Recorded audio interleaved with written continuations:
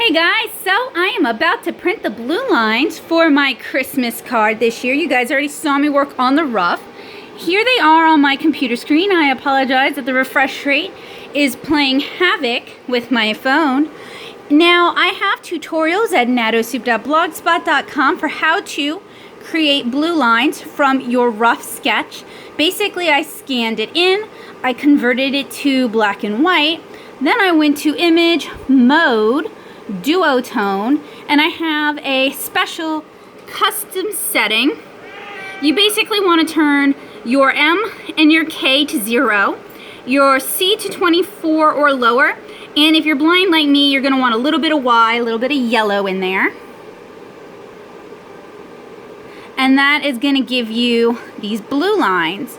And then I'm going to print this on cotton rag Kilimanjaro paper. This is from Cheap Joe's, and I reviewed that paper a while back and really liked it. This is the first time I'm going to do a larger piece with it. So we're going to want to go to File, Print, and we are printing with this wonderful Canon. I think it's a Pro 9000 Mark II. You can find a link to where to buy it down below. I've had this one for 4 years. It's an expensive printer, but it does an amazing job. And we're gonna go to print settings. We're gonna change our paper to plain because we want that fast draft printing. Then we're gonna change the paper size. This is 9 by 12 paper. So we need to change it, and my cat really wants to go outside. He's stuck in a cone because he's got a viral eye infection. See, oh, he's so sad. He's been getting eye medication. That's why his eyes look super disgusting. All right, so 9 inches by 12 inches. Okay. Oh, and my printer, you want to print from the front. If you're printing with heavier, say, art papers, like 140-pound papers, you want to print from the front. So we're going to hit print.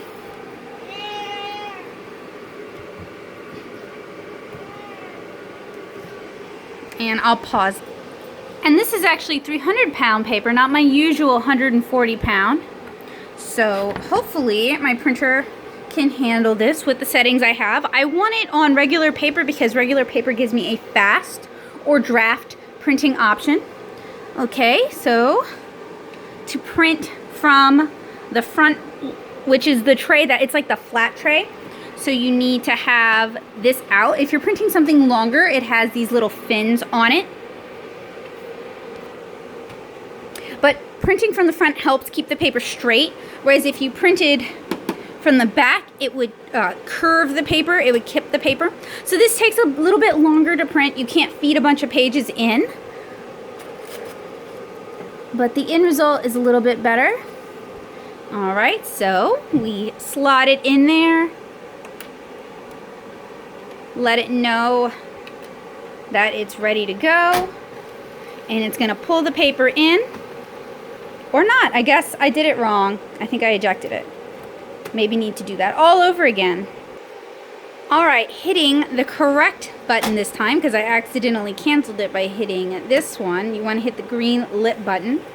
It's gonna draw the paper in and all the way through to the back, as you guys can see.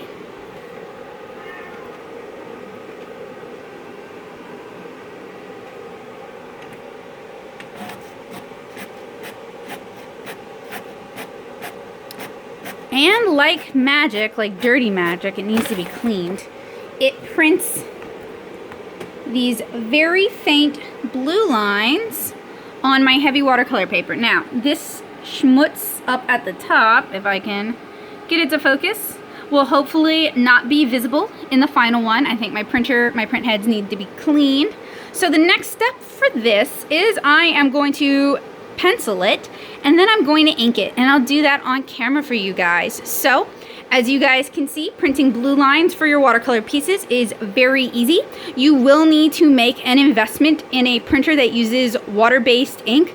Honestly, most affordable desktop printers will do that, but they will not deal with these heavier papers. So if you are an artist and you are looking to work on art papers, I really recommend you go with the Pro 9000 Mark II.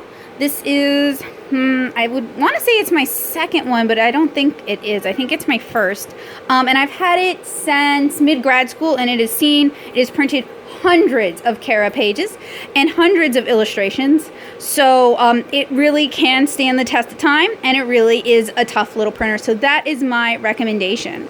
So I hope you guys will check out my tutorial on how to create your blue lines at nattosoup.blogspot.com. I can link that in the description below. And I hope you guys will join me for the other steps in painting my adorable Christmas card illustration. And this card is going to go out to my backers on Patreon, as a little bit of a thank you for all their support this year. Without their support, none of this is possible. So thank you guys.